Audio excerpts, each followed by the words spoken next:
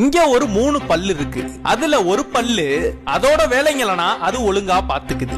நல்ல புள்ளையா படிக்கிறதும் எக்ஸசைஸ் பண்றதும் தினந்தோறும் அதோட பல்ல சுத்தமா வச்சுக்கிறதுக்காக பிரஷ்ல பல்லு விளக்குறதும் குளிக்கிறதுமா அது அதை பாத்துக்குது. ஆனா அது கூட இருக்கிற 2 பல்லுகளும் ஒரு பல்லு விளையாட்டு ஜாமாவனா வச்சு விளையாண்டுக்கிட்டு சும்மா பைத்தியக்கார மாதிரி ஏதாச்சும் ஒண்ணு பண்ணிக்கிட்டு அதுவும் அதே பாட்டுக்கு இருக்கு. இன்னொரு பல்லு chocolate, chicken, burger, juice, popcorn, ஐஸ்கிரீம்னு எதையோ திங்க ஆரம்பிக்குது. ஆனா அந்த ஒழுங்கா இருக்கிற பல்லு சுத்தமான பால் மட்டும் தான் குடிக்குது.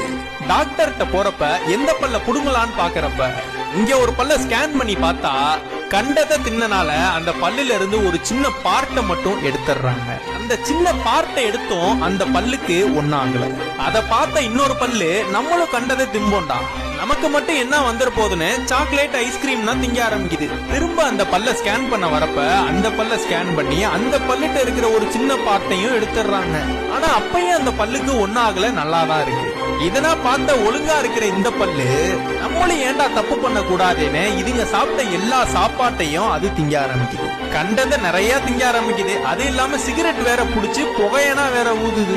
நமக்கு மட்டும் என்னடா ஆயிர போகுதுன்னு பண்ற தப்ப எல்லாத்தையும் பண்ணுது. திரும்பவும் செக் பண்ண வரப்ப அந்த பல்லுல உள்ள ஒரு பார்ட்டை மட்டும் புடுங்காம அந்த பல்லவே புடுங்கிடுறாங்க. நம்ம எல்லாரும் ஆரம்ப வாழ்க்கையில நல்லவங்களா தான் இருந்திருப்போம்.